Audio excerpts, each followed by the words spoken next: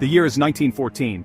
Europe is a powder keg, ready to explode, but the first shots of World War I were not fired on the battlefield. They were whispered in secret meetings and hidden in coded messages. This was not just a war of armies and trenches. It was a war of spies, saboteurs, and codebreakers. Every nation had its secrets. Every government had its spies. They moved silently through enemy cities, listening for vital information. They risked everything for a single piece of intelligence that could change the course of history. A dangerous game where one mistake meant capture, or worse. The fate of millions rested on these hidden figures. These spies were ordinary people doing extraordinary things. A dancer in Paris might be listening to the conversations of German officers. A businessman traveling to London could be carrying secret plans for a new weapon. They used invisible ink to write letters. They hid microfilm in the heels of their shoes. Their missions were incredibly dangerous. If caught, they faced execution. Yet, they continued their work, driven by patriotism and a belief that their actions could save their country. They were the unseen soldiers, fighting a lonely war far from the thunder of the guns, their bravery known only to a select few. One of the most famous spies was Mata Hari. She was a Dutch exotic dancer who performed for audiences across Europe. Her fame gave her access to powerful men, including high-ranking military officers from many different countries. Both the French and the Germans believed she was spying for the other side. Her life was a web of intrigue and mystery. Was she a double agent? Or was she just a pawn in a much larger game? Her story shows the blurred lines of loyalty and betrayal in the world of espionage, a world where trust was a luxury no one could afford. The stakes were immense. A stolen battle plan could lead to a catastrophic defeat. A decoded message could reveal the time and place of a major attack, saving thousands of lives. In the early days of the war, as armies marched across Europe, the intelligence services were already locked in a desperate struggle. They set up networks, recruited agents, and began the difficult work of breaking enemy codes. This secret war, fought in the shadows, was just as important as the battles raging on the Western Front. It was a constant, nerve-wracking chess match played for the highest stakes imaginable. As the war bogged down in the mud of the trenches, daring missions became crucial. One of the most audacious plots was the Zimmermann telegram. In 1917, German Foreign Secretary Arthur Zimmermann sent a secret message to Mexico. The message was a proposal. If the United States entered the war against Germany, Mexico should attack the United States. In return, Germany promised to help Mexico reclaim lost territories like Texas, New Mexico, and Arizona. It was a bold and desperate gamble, a plan that could have dramatically changed the direction of the conflict by opening a new front. The British had other ideas. Their code breakers in a secret office known as Room 40 were masters of their craft. They had been intercepting German communications for years. When they intercepted the Zimmermann telegram, they knew they had something explosive. Carefully, they decoded the message, revealing Germany's shocking plan. But they had a problem.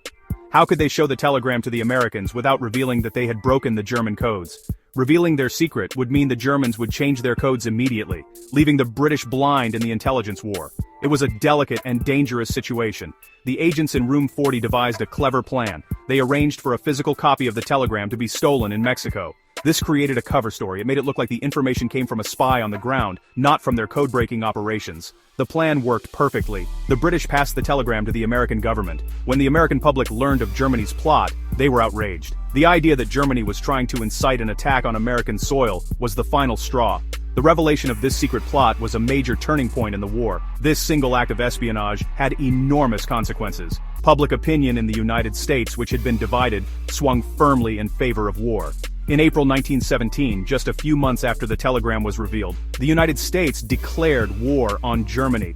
The arrival of fresh American troops and resources would eventually tip the balance of power in favor of the Allies. It all happened because of a secret message, a team of brilliant code breakers, and a daring intelligence operation. This shows how a single, well-executed secret mission could be as powerful as an entire army.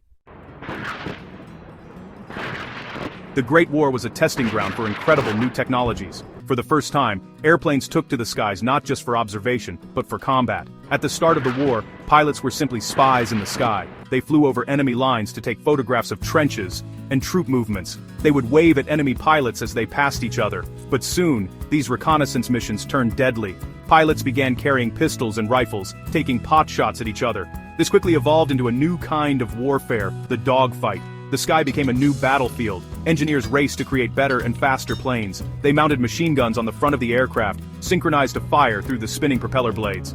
This invention turned the airplane into a lethal killing machine. Pilots like the German Red Baron, Manfred von Richthofen, became legendary aces. They were the knights of the air, engaging in thrilling, one-on-one duels high above the trenches. Their exploits captured the public's imagination, offering a stark contrast to the anonymous slaughter happening on the ground below.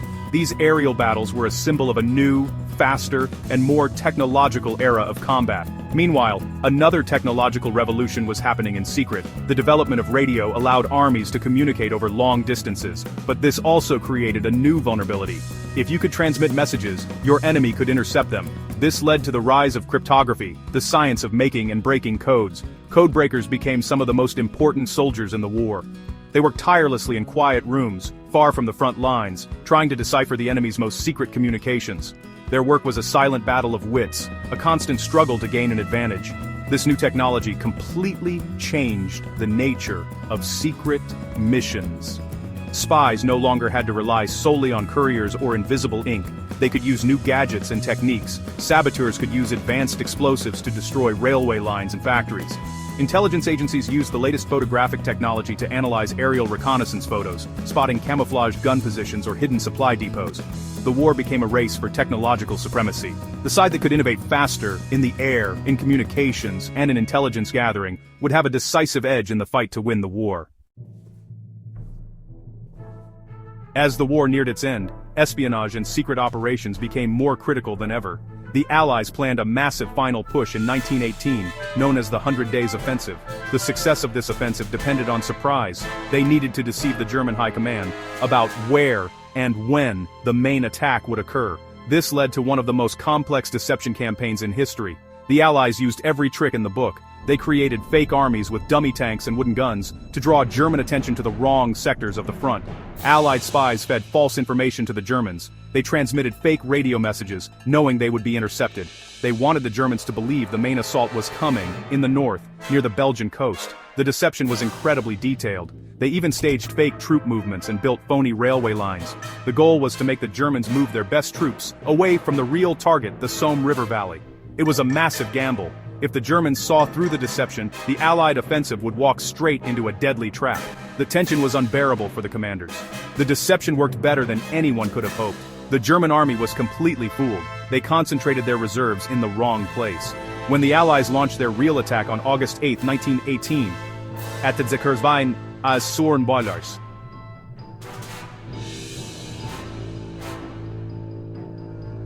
Amiens, they achieved complete surprise. The German front lines collapsed. German General Erich Ludendorff called it the Black Day of the German army. It was a devastating blow, not just militarily, but psychologically. The German soldiers' will to fight was broken. The secret missions and elaborate deceptions had paved the way for a decisive victory on the battlefield. The thrilling tales of spies and secret missions are not just exciting stories, they are a vital part of the history of World War I. The Zimmermann telegram brought America into the war. The codebreakers of Room 40 gave the Allies a constant advantage. The deception plans of 1918 led directly to the war's end. These risky moves, carried out in the shadows, shaped the outcome of the conflict as much as any major battle. They demonstrate that in the brutal calculus of war, information can be the most powerful weapon of all, and a single secret can be worth more than 1,000 guns.